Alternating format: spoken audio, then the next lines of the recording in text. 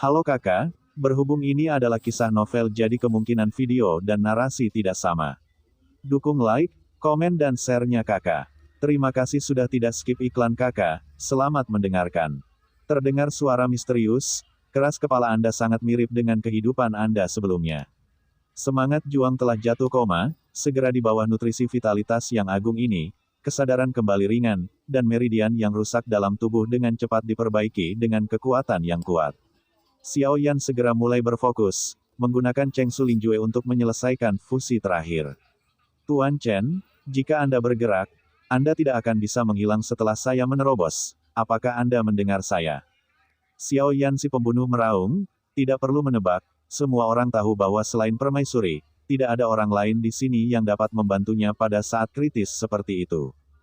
Xiao Yan tidak pernah meminta bantuan permaisuri, itu karena Xiao Yan juga khawatir dia takut permaisuri tidak akan memiliki banyak kekuatan tersisa, dan permaisuri akan menghilang dalam asap setelah serangan itu.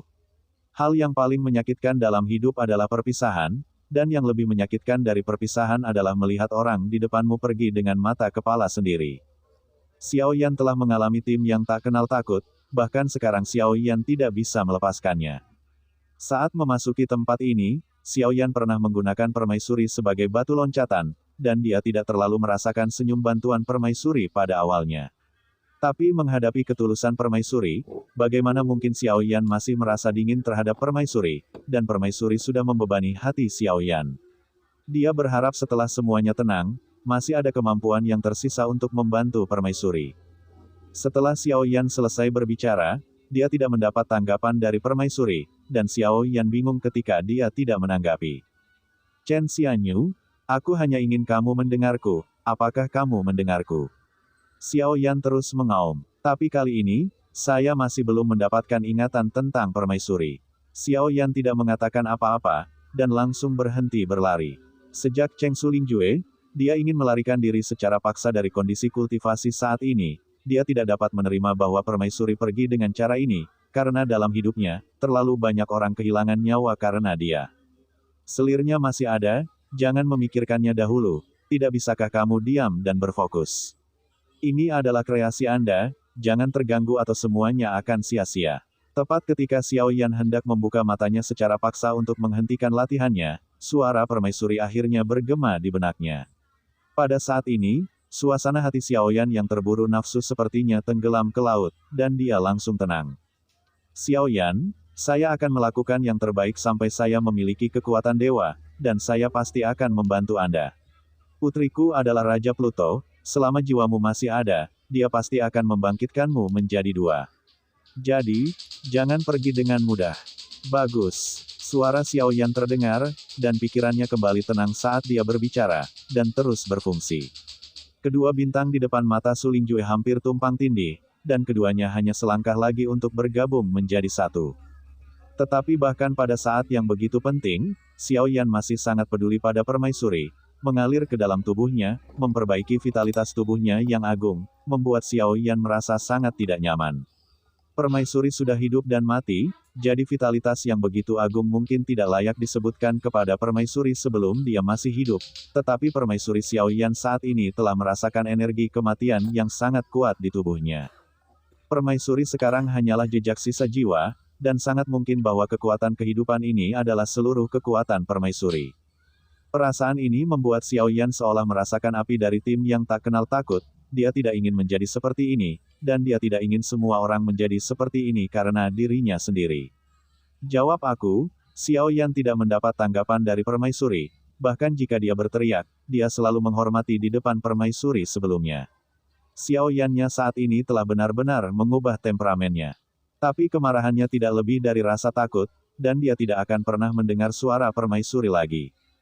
Saya mengerti, Anda benar-benar membosankan sekarang, saya pikir Anda tidak seperti kehidupan Anda sebelumnya, tetapi saya tidak berharap Anda masih mendominasi. Suara permaisuri datang perlahan, dan setelah menerima tanggapan permaisuri, tekad Xiao Yan akan bergegas ke dua bintang, dan waktunya sudah matang. Bantuan terakhir permaisuri menjadi bantuan terakhir untuk terobosan asap senjata.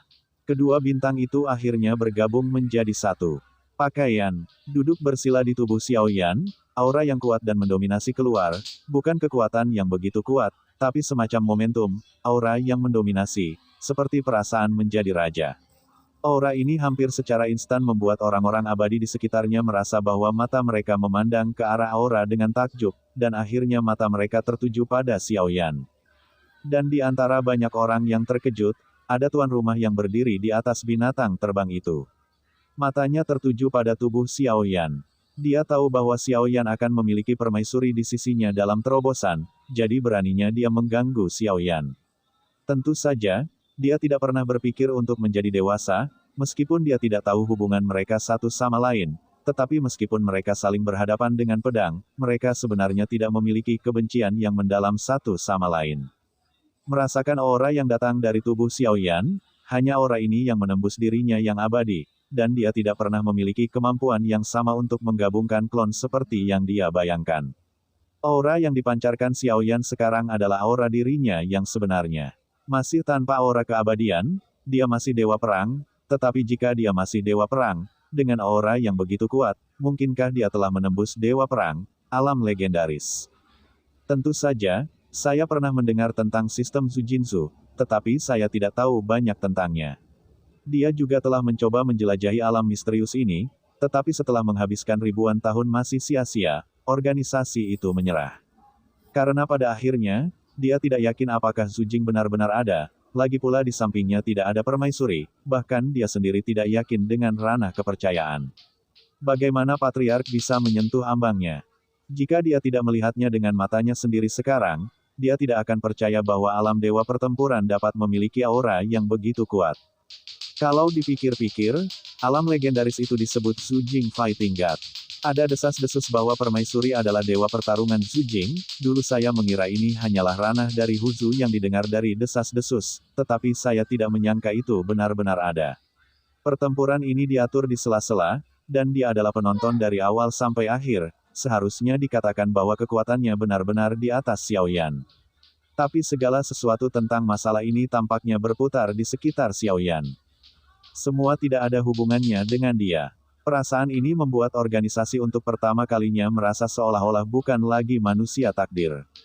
Kesombongan yang memproklamirkan diri, dia tampak redup di depan Xiao Yan, yang hanya dewa pertempuran.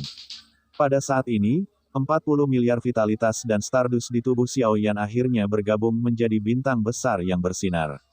Dan pada saat ini, garis merah muncul di antara bintang-bintang, yang merupakan garis merah yang pernah dilihat Xiao Yan sebelumnya. Hanya saja pada saat itu, benang merah muncul di depannya seperti tatapan tajam, yang samar dan tidak mampu menangkap masa kini. Xiao Yan menyaksikan telapak tangan sadar benang merah itu perlahan menonjol keluar, dan meraih benang merah itu dengan erat. Pada saat ini, kenangan mendalam yang tak terhitung jumlahnya melintas dengan gila-gilaan di benak Xiao Yan. Pemandangan muncul kembali seolah-olah itu nyata, dan sudut mata Xiao Yan sudah lembab. Kenangan ini adalah lukisan yang digambar dengan tangan yang dia inginkan sepanjang hidupnya. Terima kasih sudah mendengarkan kakak dan sudah dukung Mimin di Saweria, link di deskripsi. Semua cerita sudah Mimin simpan di playlist supaya bisa kakak ikuti. Bila suka cerita Mimin jangan lupa subscribe channel Mimin dan share channel Mimin ke seluruh penjuru benua. Terima kasih.